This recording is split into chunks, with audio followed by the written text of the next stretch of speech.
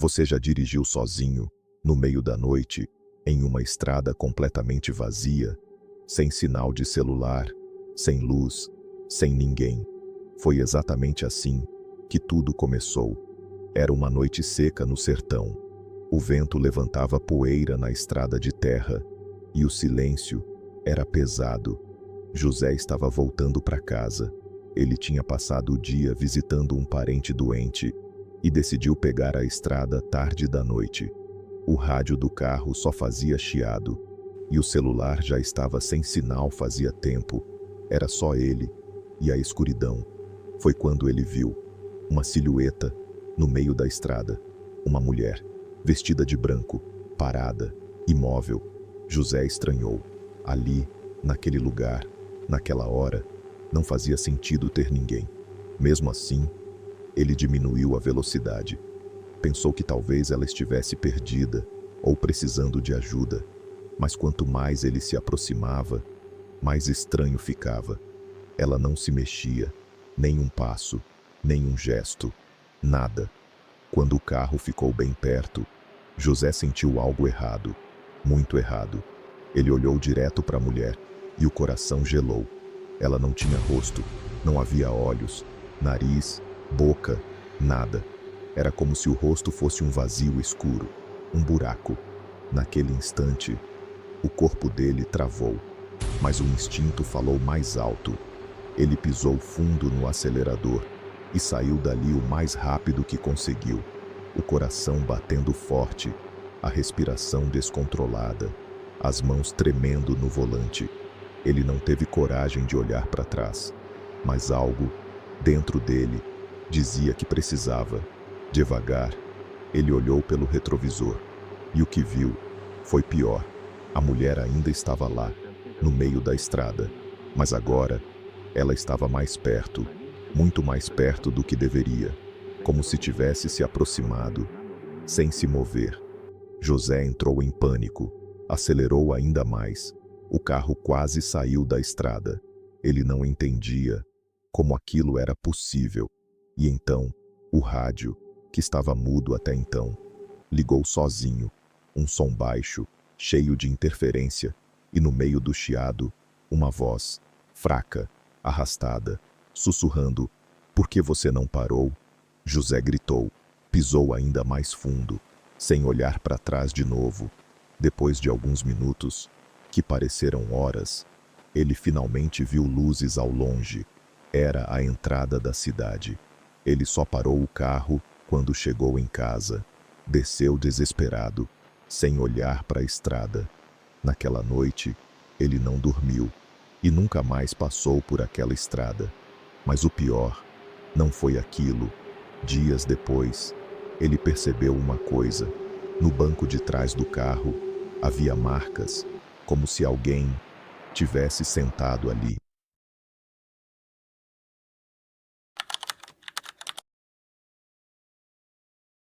Você moraria em uma casa onde tudo parece perfeito, mas alguma coisa não quer que você vá embora?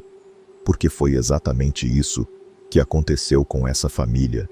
E o pior, eles só perceberam tarde demais. Tudo começou quando Marcos encontrou o anúncio. Uma casa grande, bonita, em um bairro tranquilo e com um aluguel muito abaixo do normal. Era bom demais para ser verdade, mas mesmo assim, ele não pensou duas vezes. Chamou a esposa e a filha pequena de 6 anos e foram visitar o lugar. A casa era antiga, mas bem conservada. Tinha um corredor longo, vários quartos e um silêncio estranho. Aquele tipo de silêncio que parece que o som não entra, nem sai. A esposa até comentou: "Essa casa é meio esquisita, né?" Mas Marcos riu, disse que era coisa da cabeça dela. Fecharam o contrato no mesmo dia e se mudaram na semana seguinte. Na primeira noite, tudo parecia normal. Cansados da mudança, eles foram dormir cedo, mas no meio da madrugada, a filha acordou, assustada. Ela foi até o quarto dos pais e disse algo que eles nunca esqueceram: "Tinha alguém no meu quarto." Marcos suspirou. Disse que era pesadelo. Levou a menina de volta para a cama e verificou o quarto. Nada. Nenhum sinal de alguém. Só o silêncio. No dia seguinte, eles ignoraram. Mas na segunda noite, a mesma coisa aconteceu. Só que pior. A menina não só acordou chorando, ela estava tremendo, apontando para o canto do quarto, dizendo: "Ele tá ali." Marcos acendeu a luz na hora. Olhou. Não tinha nada. Mas mesmo assim, ele começou a sentir aquela sensação de estar sendo observado. Na terceira noite, eles decidiram deixar a porta do quarto da filha aberta para ouvir qualquer coisa. E foi aí que começou. Exatamente às 3 da manhã, um barulho ecoou pela casa. Passos, lentos, arrastados, no corredor. Marcos abriu os olhos. Ficou em silêncio, tentando entender. Os passos continuavam, um de cada vez, como se alguém estivesse andando, sem pressa. Ele levantou devagar, tentando não fazer barulho. A esposa segurou o braço dele, com medo, mas ele foi. Abriu a porta lentamente e olhou para o corredor. Escuro, silencioso, mas os passos pararam, como se soubessem que ele estava ali. Marcos respirou fundo e deu um passo para fora do quarto. E foi nesse momento que ele viu, no final do corredor, uma sombra, alta, parada, imóvel, sem forma definida, mas claramente não era normal. Ele congelou. O corpo não respondia. A mente gritava para correr, mas ele não conseguia. A sombra não se movia, só estava ali, observando. Depois de alguns segundos, que pareceram eternos, a luz da casa piscou, uma vez, 2 vezes, e quando voltou ao normal, a sombra tinha sumido. Marcos voltou para o quarto, sem dizer uma palavra. Na manhã seguinte, ele tentou agir normalmente, mas a esposa percebeu. Algo tinha acontecido, e ele contou. Decidiram ir embora. Naquele mesmo dia, sem esperar, sem discutir, só sair. Arrumaram tudo às pressas, mas no meio da correria, a filha sumiu. Eles começaram a chamar, procurar pela casa, cômodo por cômodo. Nada. Até que ouviram uma voz, baixa, vindo do corredor. Era a filha, sussurrando: "Eu tô aqui." Eles correram até lá e encontraram a menina, parada, de frente para a parede, imóvel. Marcos se aproximou e perguntou: "Filha, o que você está fazendo?" E ela respondeu, sem se virar: "Ele pediu para eu ficar." O coração deles parou. Naquele instante, Marcos puxou a filha e saiu da casa, sem olhar para trás. Eles nunca mais voltaram, mas dias depois, tentaram entender o que aconteceu. Foram atrás de informações, conversaram com vizinhos e descobriram algo que ninguém contou antes. Aquela casa já tinha sido alugada várias vezes e todas as famílias foram embora rápido, sempre com histórias parecidas: passos, sombras, presenças e crianças falando com alguém que ninguém mais via.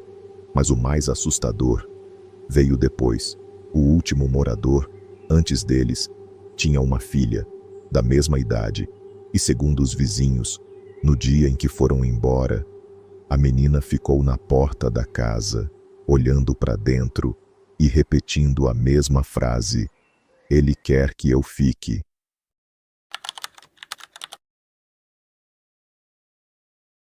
Você já recebeu uma mensagem sua que você nunca enviou?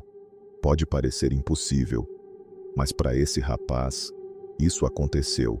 E depois daquela noite, ele nunca mais conseguiu dormir tranquilo. Tudo começou de forma simples. Era uma madrugada comum. Ele tinha ido dormir tarde, como sempre, celular na mão, luzes apagadas, casa em silêncio. Ele morava sozinho, ou pelo menos, era o que ele achava. Por volta das 3 da manhã, o celular vibrou. Uma notificação. Ele acordou meio sonolento, olhou para a tela e viu algo estranho. Uma mensagem de áudio, mas não era de outra pessoa. Era dele mesmo.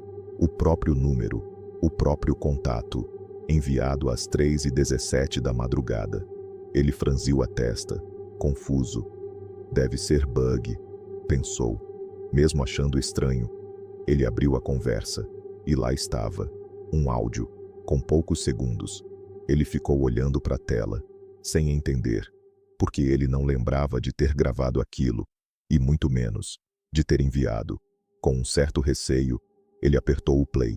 No começo, só silêncio, um silêncio pesado, como se o áudio estivesse vazio. Mas então, um som começou, lento, arrastado, uma respiração, alguém respirando, fundo, pesado, como se estivesse muito perto do microfone. O coração dele começou a acelerar. Ele ficou imóvel. O áudio continuava, só respiração, nada mais, até que veio a voz, baixa, quase inaudível, sussurrando: "Eu estou aqui." Ele congelou. Naquele exato momento, um arrepio percorreu o corpo inteiro dele, porque ao mesmo tempo, ele ouviu outra coisa, não no celular, mas no quarto, atrás dele, a mesma respiração, lenta, pesada, muito perto. Ele não teve coragem de se virar. Ficou parado, segurando o celular com a mão tremendo, tentando convencer a si mesmo que aquilo não era real, que era impressão, que era coisa da cabeça. Mas então, o áudio continuou, e dessa vez, a voz ficou mais clara. "Você não devia ter ouvido." O desespero tomou conta. Ele pausou o áudio na hora.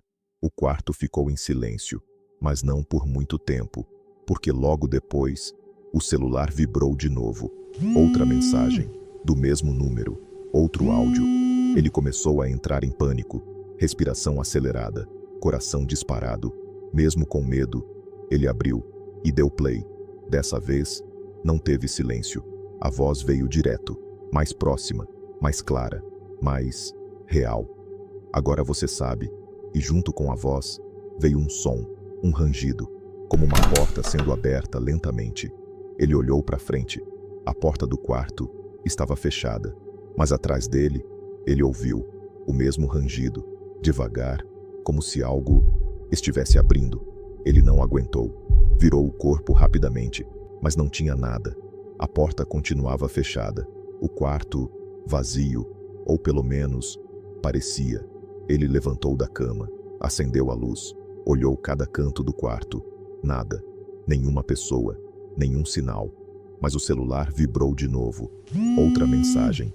E dessa vez, ele não queria abrir. Mas algo parecia puxar ele, como se fosse obrigado.